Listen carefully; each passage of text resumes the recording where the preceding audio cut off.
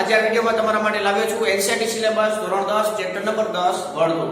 આજના વિડીયોની અંદર આપણે નવા ચેપ્ટરની શરૂઆત કરી રહ્યા છીએ। જે લાસ્ટ વિડીયોમાં આપણે ચેપ્ટર કમ્પ્લીટ કરેલું જે ત્રિકોણમિતિનો ઉપયોગ હતો તે પછી આપણે જે વર્તુળ ચેપ્ટર છે મિત્રો તે આપણે શરૂઆત કરશું, કારણ કે ડિસેમ્બરની જે એક્ઝામ છે એકમ કસોટી તેની અંદર આપણે આ સિલેબસ કવર થાય છે, તો આપણે મતલબ કે ચેપ્ટર નંબર 10 જે છે તે પૂછવાનું છે તો તે આપણે જોશું મિત્રો। આ બહુ જ નાનું ચેપ્ટર છે અને થોડુંક ઈઝી પણ લાગશે, કારણ કે 9મા ધોરણની અંદર તમે વર્તુળના કન્સેપ્ટ શીખી ગયા છો। રેડી? જેમાં વર્તુળની વ્યાખ્યા શું છે તે પણ શીખી ગયા છો। તે ઉપરાંત જીવા કોને કહેવાય, વૃત્તાંશ કોને કહેવાય, વૃત્તખંડ કોને કહેવાય, આવા અલગ અલગ પ્રકારના જે વર્તુળને રિલેટેડ કન્સેપ્ટ છે તે તમે શીખી ગયા છો। તો મિત્રો શરૂઆત કરશું આપણે વર્તુળનું જે નામ છે તેની વ્યાખ્યાથી। બરોબર છે, તમે શીખી ગયા છો, પરંતુ એકવાર હું રિવાઇઝ કરું છું। વર્તુળ એટલે કોઈ એક સમતલમાં કોઈ એક ચોક્કસ બિંદુથી અચળ અંતરે આવેલા બિંદુઓના ગણને, રેડી, બિંદુઓના ગણને આપણે શું કહેશું? વર્તુળ કહેશું। રેડી? કોઈ એક અચળ બિંદુ છે મિત્રો, એટલે કે જેમ તમે પરિસરનું પોઈન્ટ અહીં રાખો છો, પછી એક ચોક્કસ અંતર રાખો છો, ચોક્કસ અંતર એટલે કે અચળ અંતરથી બરોબર છે જે બિંદુઓ મળે છે, બરોબર છે, આ જે બિંદુઓ બધા ભેગા થશે તે બિંદુઓના ગણને આપણે શું કહીએ છીએ? વર્તુળ કહીએ છીએ। રેડી? એક આ ચોક્કસ બિંદુ છે તેના અચળ અંતરથી જે આ બધા બિંદુઓ ભેગા થઈને આપણે લાઈન ડ્રો કરી છે તેને શું કહીએ છીએ? વર્તુળ કહીએ છીએ। રેડી? શેમાં? તો કે વર્તુળ સમતલમાં। રેડી? તો મિત્રો આ બેસિક વ્યાખ્યા તમે જાણો છો। તો આના ઉપરથી આપણે જે પેજની અંદર જે કન્સેપ્ટ છે મિત્રો તે અલગ અલગ છે કે એક રેખા લેવામાં આવશે, વર્તુળ અને રેખા વચ્ચેના સંબંધને રિલેટેડ કન્સેપ્ટ આપણે શીખવાના છે। રેડી? તો અહીં સ્ટાર્ટિંગમાં આપણે ત્રણ વિકલ્પ અલગ અલગ જોવા મળશે કે રેખા જે છે તે વર્તુળની બહાર હોય તો શું થઈ શકે, રેખા જે છે તે વર્તુળમાંથી પસાર થતી હોય તો શું થઈ શકે, અને વર્તુળ જે છે તેમાંથી કોઈ પણ એક બિંદુએથી રેખા પસાર થતી હોય તો તેને શું કહી શકશું? તો તે આપણે અત્યારે બેસિક કન્સેપ્ટ શીખવાનું છે। રેડી? જે આ ચેપ્ટર છે તેની અંદર ઘણું બધું રિડ્યુસ થઈ ગયેલું છે અને ઘણું બધું આપણે ભણવાનું છે। રેડી? તો જે બેસિક કન્સેપ્ટ છે તે તમારા એકદમ ક્લિયર હોવા જોઈએ, જેથી કરીને જે આના પછીના ચેપ્ટરો છે વર્તુળ સંબંધિત ક્ષેત્રફળ કે એવા કોઈ ચેપ્ટર હોય તો તેની અંદર તમે આ કન્સેપ્ટનો ઉપયોગ કરી તમે આરામથી સોલ્યુશન કરી શકો। રેડી? તો સ્ટાર્ટિંગમાં મિત્રો જે આપણે જે સિલેબસની અંદર કવર થાય છે તે આપણે જોશું। પ્રસ્તાવિક જે છે 10.1 તે કવર થશે, 10.2 વર્તુળનો સ્પર્શક તેનો ઇન્ક્લુડેડ તે સિલેબસની અંદર ઇન્ક્લુડેડ છે, પ્રમેય 10.1 અત્યારે ઇન્ક્લુડેડ નથી પરંતુ આપણે તે સમજવું જોશે। રેડી? કારણ કે જે કન્સેપ્ટ જે સ્વાધ્યાય 10.1 ના જે એક્ઝામ્પલો સિલેબસની અંદર ઇન્ક્લુડેડ છે તેની અંદર આપણે પ્રમેય 10.1 ની જરૂર પડશે। રેડી? તો તે આપણે એકવાર રિવાઇઝ કરશું, મતલબ કે તે જોશું। પછી 10.3 સમતલના કોઈ બિંદુમાંથી વર્તુળના સ્પર્શકની સંખ્યા તે સિલેબસની અંદર ઇન્ક્લુડેડ છે। બાકીનો જે પાછળના જે કન્સેપ્ટો છે તે સિલેબસની અંદરથી નીકળી ગયેલા છે। ઉદાહરણ 1 2 3 સિલેબસમાં નથી। સ્વાધ્યાય 10.2 તેની અંદર દાખલા નંબર 1 2 3 જે સિલેબસની અંદર છે, 4 5 નથી, છઠ્ઠો અને સાતમો સિલેબસની અંદર છે, અને બાકીના જે એક્ઝામ્પલો જે સ્વાધ્યાય 10.2 માં છે તે અત્યારે સિલેબસમાંથી નીકળી ગયેલા છે। રેડી? તો લગભગ મિત્રો આપણે જોશું તો સ્વાધ્યાય 10.1 ની અંદર 4 દાખલા અને 10.2 ની અંદર 5 દાખલા, ટોટલ 9 દાખલા ભણશું એટલે આખો ચેપ્ટર કમ્પ્લીટ થઈ જશે। પરંતુ જે બેસિક કન્સેપ્ટ છે તે તમારે એકદમ ક્લિયર રાખવો પડશે, કારણ કે કન્સેપ્ટ નહીં સમજાય તો એક્ઝામ્પલ એટલે સમજાશે નહીં। રેડી? તો મિત્રો શરૂઆત કરી આપણે સમતલમાં વર્તુળ અને રેખા વચ્ચેનો જે સંબંધ છે એ દર્શાવતી જે આકૃતિઓ અલગ અલગ પ્રકારની હોય તે આપણે જોઈએ। તો સૌથી પહેલા આપણે જોઈએ આવી રીતના એક વિકલ્પ હોઈ શકે, આ રેખા છે મિત્રો અને આ વર્તુળ છે। રેડી?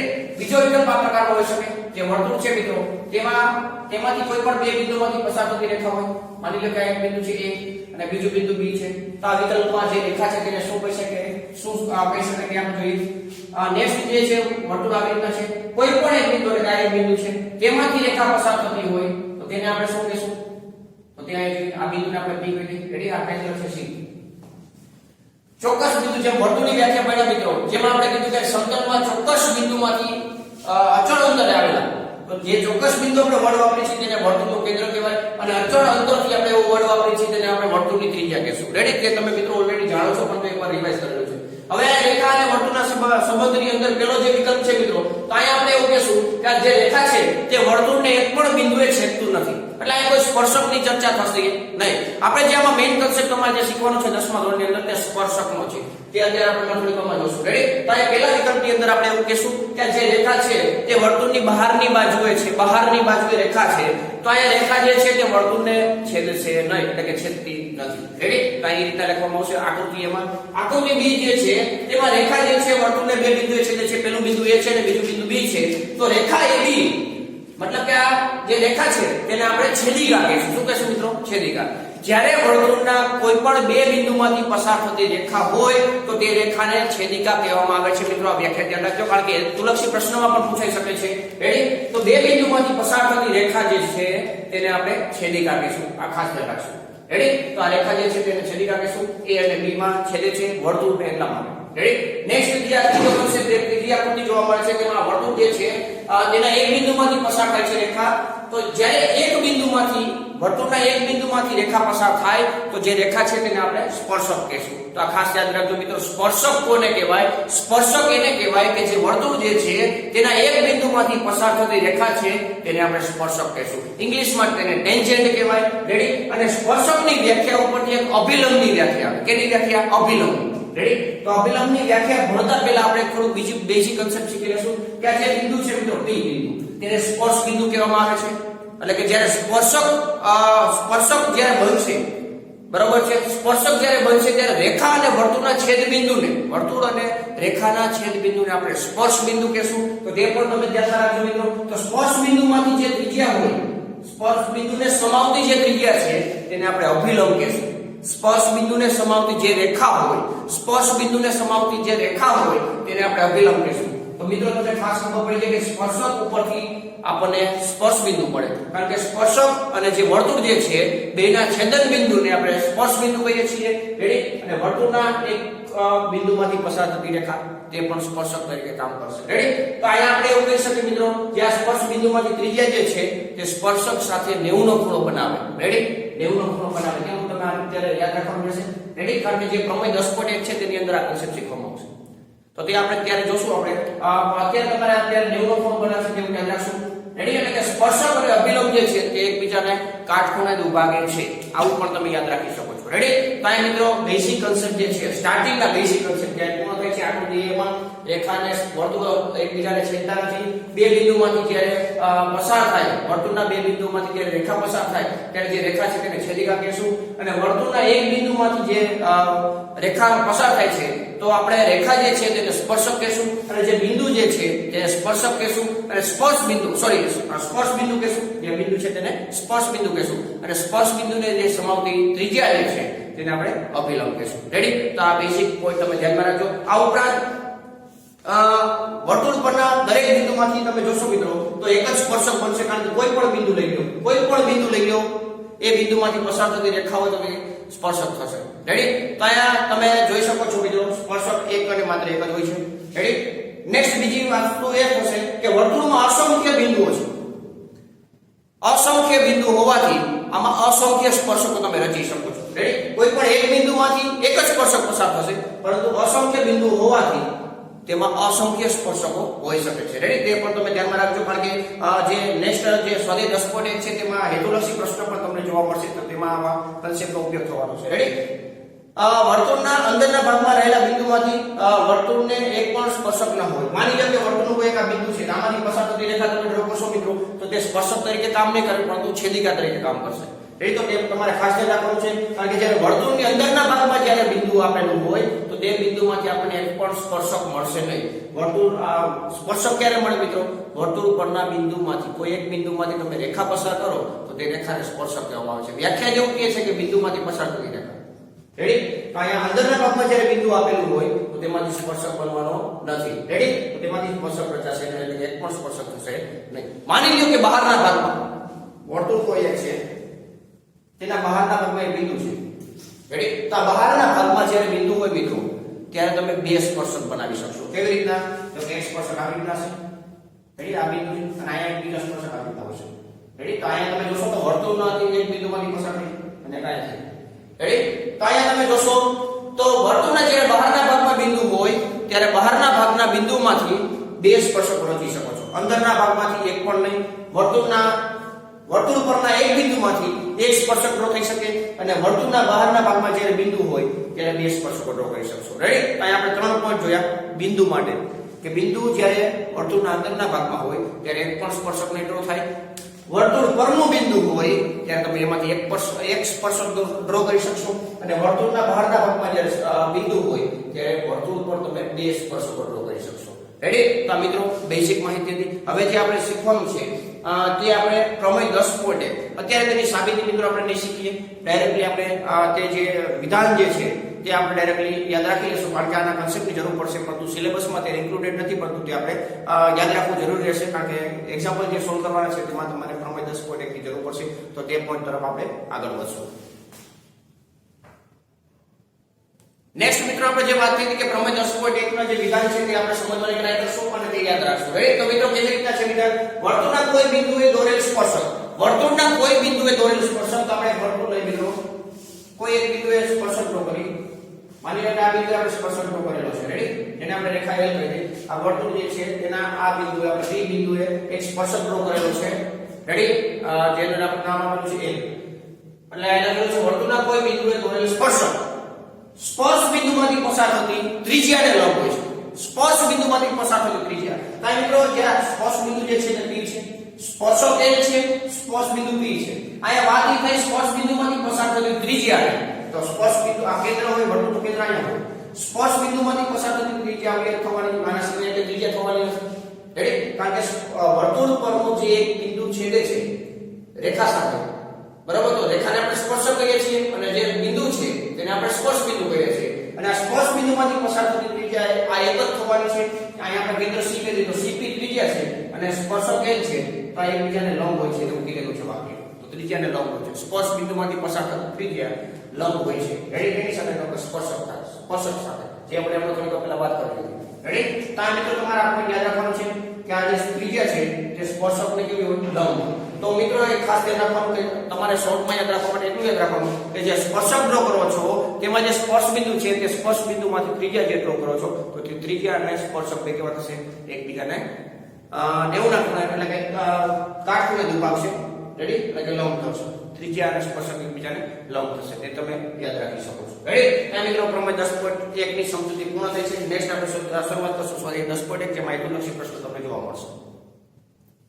નેક્સ્ટ મિત્રો સ્વાધ્યાય 10.1 ની શરૂઆત કરીએ તો તેમાં કીધેલા 4 પ્રશ્નો છે તે આપણે હેતુલક્ષી પ્રશ્ન પણ જોવા મળશે અને એક બે દાખલા છે તો તેની શરૂઆત કરીએ. દાખલા નંબર 1 છે વર્તુળને કેટલા સ્પર્શકો હોય છે મિત્રો? વર્તુળને કેટલા સ્પર્શકો હોય છે? તો જ્યારે બેઝિક કન્સેપ્ટ સ્ટાર્ટ કર્યા, બેઝિક કન્સેપ્ટમાં તમને સાંભળવા મળ્યું હશે કે વર્તુળને અસંખ્ય સ્પર્શક હોય છે. શું કામ? કારણ કે અસંખ્ય બિંદુ હોય.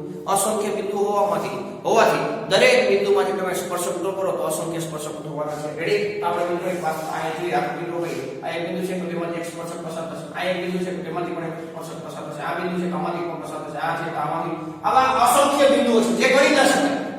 રેડી? ચોક્કસ બિંદુથી અચળ અંતરે આવેલા બિંદુઓના સમૂહને આપણે વર્તુળ કહીએ છીએ. તો આને ઘણા બધા બિંદુઓ છે તો દરેક બિંદુમાંથી એક સ્પર્શક ડ્રો કરી શકાય. બિંદુઓ અસંખ્ય હોવાથી પણ સ્પર્શક પણ અસંખ્ય થશે. રેડી? તો આ મિત્રો પ્રશ્ન પૂછેલો છે વર્તુળને કેટલા સ્પર્શક હોય છે? તો વર્તુળને અસંખ્ય સ્પર્શક હોય છે. કેટલા? અસંખ્ય. રેડી? કારણ એક જ છે કે આ જે વર્તુળની વ્યાખ્યા છે મિત્રો, વર્તુળની વ્યાખ્યામાં અસંખ્ય બિંદુ હોવાથી દરેક બિંદુમાંથી દરેક અલગ અલગ સ્પર્શકો ડ્રો કરી શકાય છે. એટલા માટે વર્તુળને અસંખ્ય સ્પર્શકો હોય છે. રેડી? આ પ્રશ્ન નંબર 1 કમ્પ્લીટ થાય છે. નેક્સ્ટ પ્રશ્ન નંબર 2 જેમાં ખાલી જગ્યાઓ છે મિત્રો. 1 થી 4 ખાલી જગ્યા છે જે તમે કોન્સેપ્ટ શીખેલા હશે તો ખાલી જગ્યા તમે આરામથી સોલ્વ કરી શકશો. પહેલો પ્રશ્ન છે સ્પર્શક વર્તુળને ખાલી જગ્યા બિંદુમાં છે. વર્તુળ સ્પર્શકને ખાલી જગ્યા બિંદુમાં છે. તો મિત્રો તમે સ્પર્શકની જે વ્યાખ્યા ભણેલા આ બીજા દાખલાની વાત કરી છે તેમાં પહેલી ખાલી જગ્યા. આ વર્તુળ જે છે તેમાં સ્પર્શક છે, સ્પર્શક વર્તુળને ખાલી જગ્યા બિંદુમાં છે. તો આપણે જાણીએ છીએ જે વ્યાખ્યા પરથી કહી શકાય કે જે સ્પર્શક છે તે વર્તુળને એક અને માત્ર એક જ બિંદુમાં છેદે. એક અને માત્ર એક જ બિંદુમાં છેદતું હોય તો જ આપણે રેખાને આપણે સ્પર્શક કહીએ છીએ. બે બિંદુમાંથી પસાર થતી રેખાને આપણે છેદિકા કહીએ છીએ. અને જ્યારે વર્તુળને રેખા છેદતી નથી ત્યારે આપણે એવું કહીએ છીએ કે રેખા અને વર્તુળ એકબીજાને છેદતા નથી. રેડી? એક અને માત્ર એક જ બિંદુમાંથી છેદતી હોય રેખા તો જ આપણે એને શું કહીએ છીએ? સ્પર્શક. તો આનો જવાબ આવશે એક અને માત્ર એક જ બિંદુમાં છેદે. તો પેલા ખાલી જગ્યાનો જવાબ પૂર્ણ થાય છે. નેક્સ્ટ બીજો પ્રશ્ન વર્તુળને બે બિંદુમાં છેદતી રેખાને ખાલી જગ્યા કહે છે. આ વર્તુળ છે તેમાં બે બિંદુમાંથી છેદતી રેખાને ખાલી જગ્યા કહે છે. આવી રીતના છેદે, આમ છેદે, ગમે તે રીતના છેદશે પણ બે બિંદુમાં છેદે તો રેખાને આપણે છેદિકા કહીએ છીએ. હમણાં આપણે વ્યાખ્યા ભણ્યા બીજા વિકલ્પમાં. તો આમાં શું જવાબ આવશે? છેદિકા. આમાં એક અને માત્ર એક જ. બીજા પ્રશ્નના જવાબમાં આવ્યું છેદિકા. કારણ કે વર્તુળને બે બિંદુમાંથી પસાર થતી રેખાને આપણે છેદિકા કહીએ છીએ. તો આનો વ્યાખ્યા પૂછેલી છે, જવાબ આવશે છેદિકા. ત્રીજો પોઈન્ટ વર્તુળની છેદિકાને સમાંતર હોય, વર્તુળની છેદિકાને સમાંતર હોય તેવા વધુમાં વધુ ખાલી જગ્યા સમાંતર સ્પર્શક હોય. વર્તુળની છેદિકાને સમાંતર હોય જે છેદિકા છે રેડી તેને સમાંતર કેટલા સ્પર્શક હોઈ શકે? તો આ છેદિકાને સમાંતર એક લાઈન આવી રીતે સ્પર્શક આપણે જેટલા ડ્રો થઈ શકે. આ જે છેદિકા આવી રીતના છે મિત્રો, આ ત્રીજાની જવાબની વાત છે. ત્રીજા પ્રશ્ન આ એક છેદિકા લઈએ. હવે આપણે આ છેદિકાને સમાંતર કેટલા સ્પર્શકો ડ્રો થઈ શકે તે આપણે પૂછેલું છે. તો આને સમાંતર એક સ્પર્શક આ રીતના ડ્રો થઈ શકે. આ એક જ બિંદુ પાસે છે માની લે અને આ એક સ્પર્શક થશે. રેડી? આ બે સમાંતર છે તમે જોઈ શકો છો. રેડી આ છેદિકા છે આપણે મેઇન છેદિકા આ છેદિકાને સમાંતર સ્પર્શક આયા છે આ છેદિકાને સમાંતર સ્પર્શક આયા છે આવી રીતે છેદિકા ડ્રો કરી છે એટલા માટે છેદિકા માની લે આવી રીતના છે તો સ્પર્શક કાય ડ્રો થઈ શકે અને કાય ડ્રો થઈ શકે તો આવી રીતના ગમે એ છેદિકા લઈ લો મિત્રો તેને વધુમાં વધુ બે સ્પર્શકો ડ્રો થઈ શકે સમાંતર છેદિકાને સમાંતર હોય તેમાં વધુમાં વધુ બે સ્પર્શકો ડ્રો થઈ શકે તો ત્રીજાનો જવાબ આવશે 2 રેડી વધુમાં વધુ બે સમાંતર સ્પર્શકો હોય ત્રીજો ચોથી વ્યાખ્યા મતલબ કે ચોથી ખાલી જગ્યા વર્તુળ અને સ્પર્શકના સામાન્ય બિંદુને ખાલી જગ્યા કહે છે વર્તુળ અને સ્પર્શકના વર્તુળ જે છે અને આ સ્પર્શક છે આ ચોથા જવાબની વાત કરીએ છીએ આ વર્તુળ જે છે અને આ સ્પર્શક જે છે તેના સ્પર્શ બિંદુને ખાલી જગ્યા કહેવાય છે મતલબ કે તેના બિંદુને ખાલી જગ્યા કહેવાય છે તો આ જવાબ આવશે સ્પર્શ બિંદુ રેડી તો આપણે જવાબ પણ બોલી ગયો મિત્રો સ્પર્શ બિંદુ કહેવામાં આવે વર્તુળ અને સ્પર્શકના સામાન્ય બિંદુને તો છેદન બિંદુને આપણે સ્પર્શ બિંદુ કહીએ છીએ શું જવાબ આવશે સ્પર્શ બિંદુ ત્રીજા મતલબ કે ચોથાનો પણ જવાબ કમ્પ્લીટ થાય છે તો અહીંયા દાખલા નંબર 1 અને 2 જે હેતુલક્ષી પ્રશ્નો હતા એ કમ્પ્લીટ થયા નેક્સ્ટ હવે જોઈએ ત્રીજો દાખલો જે પ્રમેય 10.1 ઉપર આધારિત હશે અને પાયથાગોરસના પ્રમેયનો પણ જરૂર પડવાની છે તેનો પણ આપણે ઉપયોગ કરી અને સોલ્યુશન કરીએ ત્રીજા દાખલામાં કીધેલું છે મિત્રો 5 સેમી ત્રિજ્યાવાળા વર્તુળના કોઈ બિંદુ P આગળ દોરેલ એક સ્પર્શક PQ કેન્દ્ર O માંથી પસાર થતી રેખાને Q બિંદુએ છેદે છે રેડી આ તો અહીં જોઈએ 5 સેમી ત્રિજ્યાવાળું વર્તુળ આપેલું છે આવી રીતે O કેન્દ્ર લે આ ત્રિજ્યા જે છે મિત્રો તે 5 સેમી છે આગળ કીધેલું છે કોઈ બિંદુ P આગળ દોરેલ એક સ્પર્શક આ P બિંદુએ આપણે એક સ્પર્શક ડ્રો કરેલો છે રેડી P બિંદુએ અને સ્પર્શક PQ આ સ્પર્શક PQ તો આપણે Q નામ આપી દઈએ કેન્દ્ર O માંથી પસાર થતી રેખાને Q બિંદુએ છેદે છે કેન્દ્ર O માંથી પસાર થતી રેખાને Q બિંદુએ છેદે છે આ Q બિંદુ છે રેડી OQ બરાબર 12 છે OQ બરાબર 12 છે તો PQ ની લંબાઈ ખાલી છે આ PQ રેડી તેને ભવિષ્યમાં આપણે સ્પર્શકની લંબાઈ કહીશું ક્યાં લંબાઈ જોવા મળે છે બહારના બિંદુથી સ્પર્શ બિંદુ સુધીના અંતરને સ્પર્શક માટે બહારના બિંદુથી સ્પર્શ બિંદુ સુધીના અંતરને આપણે સ્પર્શકની લંબાઈ કહીશું જે ભવિષ્યમાં આવશે તો અત્યારથી તમને ખબર હોય છે કે આને સ્પર્શકની લંબાઈ રેડી અહીંયા આપણે જરૂર પડી દર્શકની એટલે મતલબ કે અહીંયા આપણે એક્ઝામ્પલ આવ્યો તો આપણે આઈડિયા આવી ગયો તો મિત્રો આપણે જે પ્રમેય 10 છે તેના ઉપરથી આપણે જાણીએ 10.1 તેના ઉપરથી જાણીએ છીએ કે આ ત્રિજ્યા જે છે અને આ જે સ્પર્શક છે તે એકબીજાને લંબ હોય છે તો અહીં 90 નો ખૂણો બનાવશે આ કર્ણ છે આ જે એક બાજુ છે અને આ બીજી બાજુ છે રેડી આ બાજુમાં 5 આપેલું છે આ બાજુમાં 12 આપેલું છે તો આ બાજુમાં આપણે આરામથી ગણી શકશું MCQ છે ચાર ઓપ્શન આપેલા છે 12 13 8.5 અને √119 સેમી બધા સેમીમાં આન્સર આપેલા છે તો કયો આન્સર આવશે તે આપણે જોઈએ તો પાયથાગોરસનો નિયમ અપ્લાય કરશું રેડી સૌથી પહેલા એ તમે જાણો છો મિત્રો પ્રમેય આપણે ડાયરેક્ટલી આન્સર લખી શકીએ MCQ છે એટલે પ્રમેય 10.1 મુજબ આપણે એવું લખી શકીએ OP લંબ OQ સોરી PQ રેડી આ રીતે લંબ છે તેથી પાયથાગોરસનો નિયમ લગાવી દે ત્રિકોણ OPQ માટે આ બાજુ જોઈએ છે પાયથાગોરસનો નિયમ એટલે OQ નો સ્ક્વેર બરાબર OP નો સ્ક્વેર વત્તા PQ નો સ્ક્વેર થશે જેમાં આપણે PQ ની લંબાઈ મેળવવાની છે OQ આપેલું છે 12 તો 12 નો સ્ક્વેર OP એટલે કે 5 5 નો સ્ક્વેર પ્લસ PQ નો સ્ક્વેર 5 નો સ્ક્વેર 25 થશે આ બાજુ આવે 12 નો સ્ક્વેર 144 માઈનસ 25 બરાબર PQ નો સ્ક્વેર 144 માંથી 5 બાદ કરશો એટલે 139 તેમાંથી 20 બાદ કરશો એટલે 119 તો અહીં PQ સ્ક્વેર બરાબર આપણને 119 મળે છે મિત્રો આ બાજુ વર્ગમાં છે આપણે PQ ની લંબાઈ જોઈએ છે તો રૂટમાં લખી નાખશો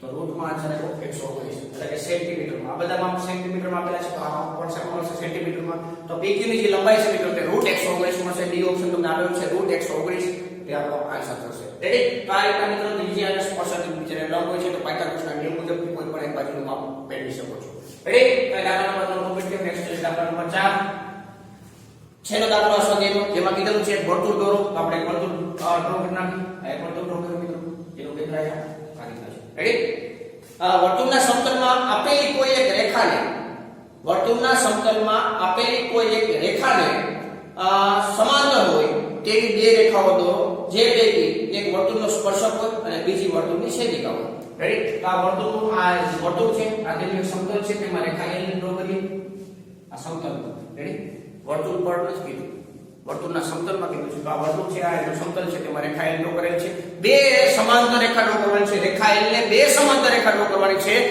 એમાંની પૈકી એક રેખા વર્તુળનો સ્પર્શક હોય અને બીજી રેખા વર્તુળની છેદિકા હોય એ રીતના બે રેખા ડ્રો કરવાની છે તો અહીં વર્તુળના સ્પર્શક માટે આપણે બિંદુમાંથી પસાર થતી રેખા ડ્રો કરશું જે આ રીતના થશે અને l ને સમાંતર પણ થશે આ રેખાખંડમાં આપણે m આપી દઈએ તો l અને m સમાંતર છે પરંતુ રેખા m શું છે મિત્રો વર્તુળનો સ્પર્શક છે તો એક રેખા ડ્રો થઈ ગઈ છે આપણે માંગેલી રેખા છે નેક્સ્ટ બીજી રેખા છેદિકા ડ્રો કરવી છે છેદિકા ડ્રો કરવા માટે આપણે વર્તુળના બે બિંદુઓ જોઈએ છેદિકા તો ડ્રો કરવાની છે સાથે સાથે રેખા l ને સમાંતર પણ હોય એવી રીતના રેખા ડ્રો કરવાની છે અહીંયા આપણે આ બિંદુ લઈ લઈએ આ બિંદુમાંથી પસાર થતી રેખા ડ્રો કરવાની રેડી તો આ રેખા અને આ રેખા બે સમાંતર છે અને રેખા l જે છે તે છેદિકા પર છે તો આ મિત્રો આન્સર લખી નાખશું રેખા l આપેલ રેખા છે રેડી પહેલી રેખા આપણે ડ્રો કરી સ્પર્શક m દોરેલ છે જે l ને સમાંતર પણ છે રેડી એટલે કે સ્પર્શકે માંગેલો હતો અને l ને સમાંતર પણ હોય તે રીતના ડ્રો કરને નેક્સ્ટ બીજો જે રેખા પર ડ્રો કરેલું કરવાની રીતે છેદિકા હોવી જોઈએ અને l ને સમાંતર પણ હોવી જોઈએ ટ્રાય કરી શકો છો મિત્રો આ a અને b બિંદુમાં છે એટલે કે છેદિકા થઈ ગઈ વર્તુળના બે બિંદુઓ a અને b માંથી પસાર થતી છેદિકા n છે અને રેખા l ને સમાંતર પણ છે રેડી તો આ રીતના આન્સર લખી નાખો મતલબ કે જે આપણે દાખલા નંબર 4 હતું તેમાં આપણે આ રીતના ડ્રોઈંગ કરવાનું તો એને વર્તુળ આપેલું હતું એક સમતલની રેખા આપેલી હતી રેખાને સમાંતર એ બે રેખાઓ ડ્રો કરવાની હતી જેમાં એક રેખા જે ડ્રો થાય તે સ્પર્શક થાય અને બીજી રેખા ડ્રો થાય તે છેદિકા થાય તે રીતના આપણે કમ્પ્લીટ કરી લઈએ રેડી તો મિત્રો આ સ્વાધ્યાય 10 પોઈન્ટ કમ્પ્લીટ છે તમે જોઈ શકો છો બેઝિક કન્સેપ્ટ તમારા ક્લિયર હોય તો આરામથી તમે સ્વાધ્યાય સોલ્વ કરી શકો છો હેતુલક્ષી પ્રશ્નમાં પણ આ રીતના કન્સેપ્ટ તમારે ક્લિયર હશે તો આરામથી તમે સોલ્વ કરી શકશો રેડી તો વર્તુળના બેઝિક કન્સેપ્ટ આ વિડિયોની અંદર કમ્પ્લીટ કર્યા અને સ્વાધ્યાય 10 પોઈન્ટ તેને રિલેટેડ હતું તે પણ કમ્પ્લીટ કર્યું નેક્સ્ટ જે આવશે મિત્રો તે આપણે સમતલમાં કોઈ એક બિંદુ હોય અંદરના ભાગમાં હોય બહારના ભાગમાં હોય કે વર્તુળ પરનું બિંદુ હોય તેમાંથી આપણે કેવી રીતના સ્પર્શકો ડ્રો કરી શકાય તે કન્સેપ્ટ આપણે નેક્સ્ટ વિડિયોમાં જોશું અને તેને રિલેટેડ જે સ્વાધ્યાય છે 10.2 તે આપણે નેક્સ્ટ વિડિયોમાં જોશું તો અહીંયા આપણે આ વિડિયો પૂરો કરીએ છીએ વિડિયો પસંદ આવે તો વિડિયોને લાઈક કરી દો તમારા ફ્રેન્ડ્સને શેર કરી દો અને ચેનલ પર પહેલી વાર આવતો તો ચેનલને સબસ્ક્રાઇબ કરો થેન્ક યુ જય હિન્દ